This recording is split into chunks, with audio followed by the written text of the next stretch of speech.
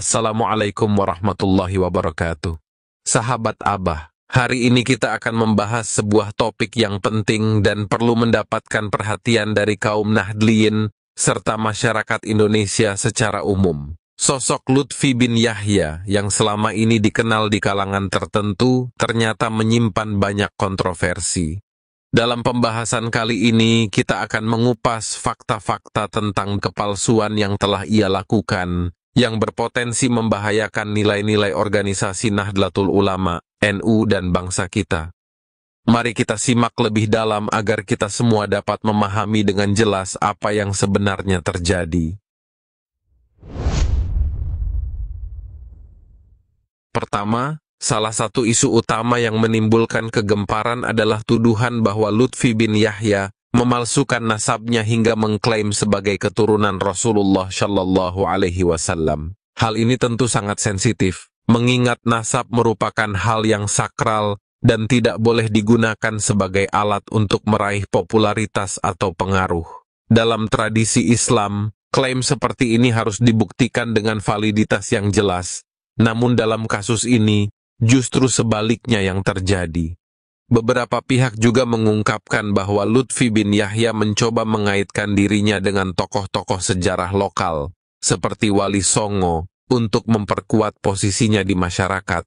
Contohnya, ia disebut-sebut mengklaim hubungan dengan Sunan Muria, meskipun bukti historis dan genealogis terkait klaim tersebut masih diperdebatkan.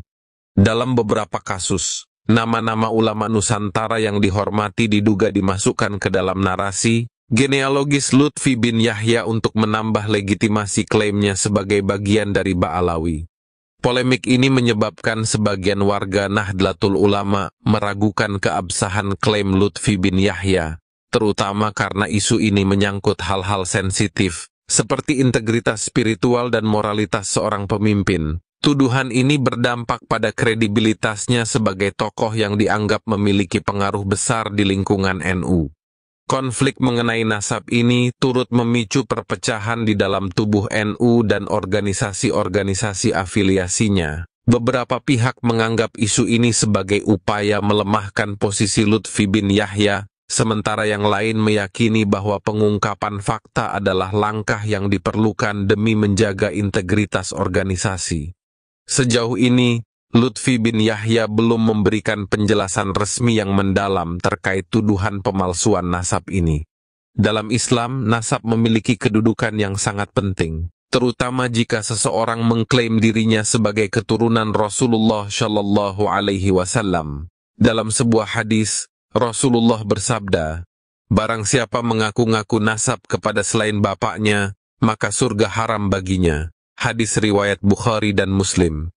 Hadis ini menjadi pengingat bahwa klaim nasab yang tidak benar tidak hanya menimbulkan kerugian di dunia, tetapi juga konsekuensi berat di akhirat. Selain klaim nasab, Lutfi bin Yahya juga dituduh memalsukan silsilah Wali Songo. Wali Songo adalah simbol penting dalam sejarah penyebaran Islam di Nusantara. Mereka adalah tokoh-tokoh yang membawa nilai-nilai Islam dengan pendekatan budaya yang damai. Tuduhan ini menjadi perhatian karena adanya klaim yang tidak sesuai dengan fakta sejarah. Beberapa pihak menyatakan bahwa silsilah Wali Songo diubah untuk menyertakan nama-nama tertentu agar sesuai dengan agenda tertentu. Jika benar, hal ini sangat berbahaya karena berpotensi merusak nilai sejarah yang telah menjadi bagian penting dari identitas kita sebagai umat Islam di Indonesia. Sejarawan menyebutkan bahwa Wali Songo adalah bukti nyata bagaimana Islam di Nusantara diterima dengan cara yang damai, tanpa paksaan, dan penuh kearifan lokal. Manipulasi terhadap sejarah mereka dapat mencederai warisan tersebut.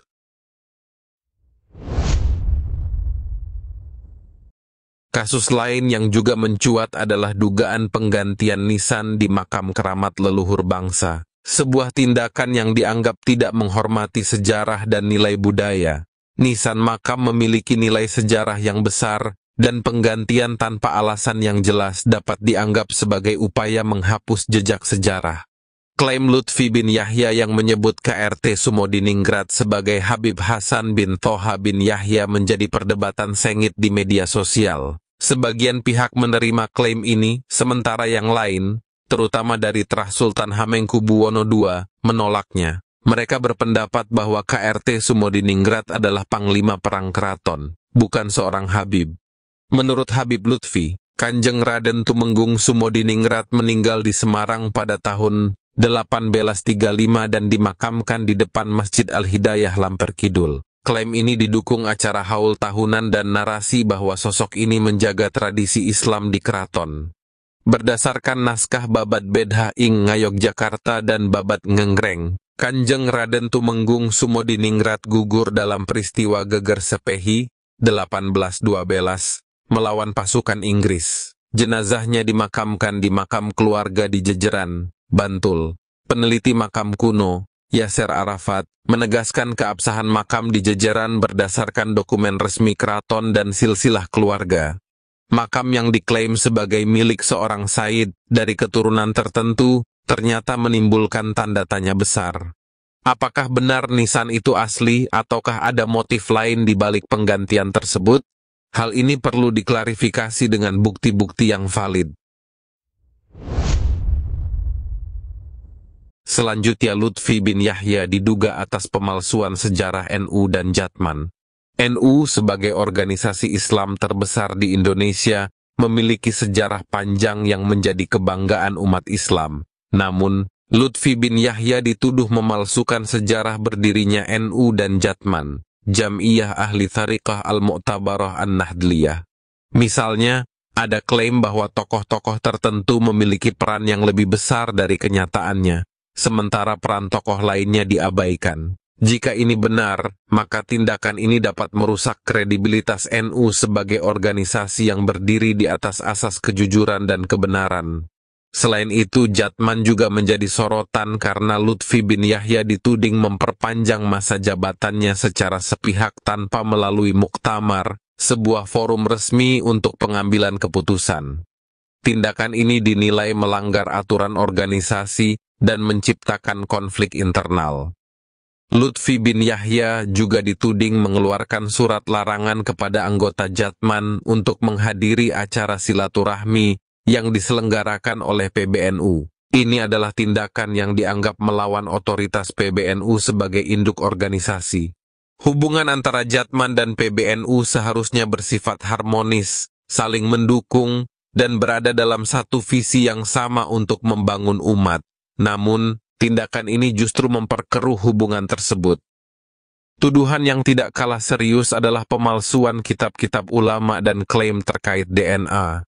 Ini menyangkut integritas ilmiah dan kejujuran akademik. Sebagai umat Islam, kita sangat menghormati kitab-kitab karya ulama terdahulu yang menjadi pedoman dalam memahami ajaran Islam. Pemalsuan terhadap kitab-kitab tersebut adalah bentuk pelanggaran terhadap nilai-nilai keilmuan dan agama.